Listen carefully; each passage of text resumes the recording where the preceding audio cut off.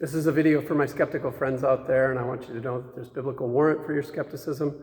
When the disciples heard from the women who had visited Jesus' tomb to prepare his body that Jesus' body wasn't there any longer and that they had encountered heavenly powers and principalities, the disciples were all skeptical. They didn't believe him.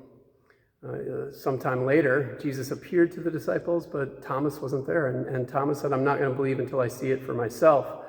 And so there's this wonderful component of the Gospels which includes skepticism from the disciples themselves.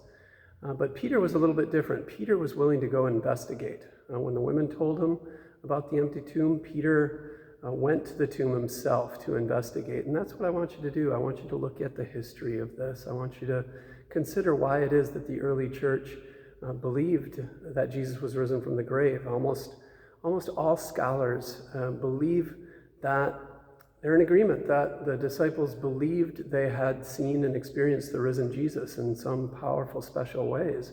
And that's why they kept on proclaiming him despite the persecution that came their way. So why did the apostles believe that they had experienced the risen Jesus? Why did Saul, one of the earliest opponents of the church, become one of the great leaders of the church? Why did he change his mind so radically and suffer persecution because of it? So look into the history, be hard-edged about it, look at various scholars. They got different points of view. If you'd like me to send you an ebook, I'd be glad to send you an ebook from a wonderful scholar, great historian named N.T. Wright. I also want you to know that Peter was far from perfect. He had denied Jesus 3 times in the midst of Jesus' trial.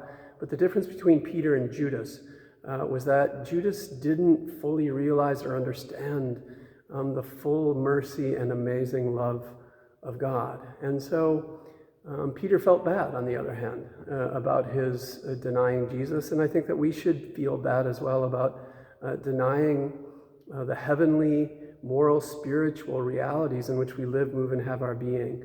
When we deny the reality of goodness and justice and peace, then we are on a path of perdition.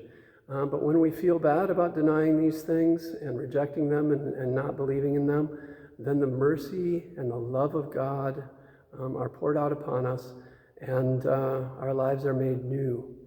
So I ask you to investigate. I ask you to investigate perhaps with a heart that's open to believing in spiritual powers and principalities, so that your life can be made new. God bless and keep you all, and have a very, very happy Easter.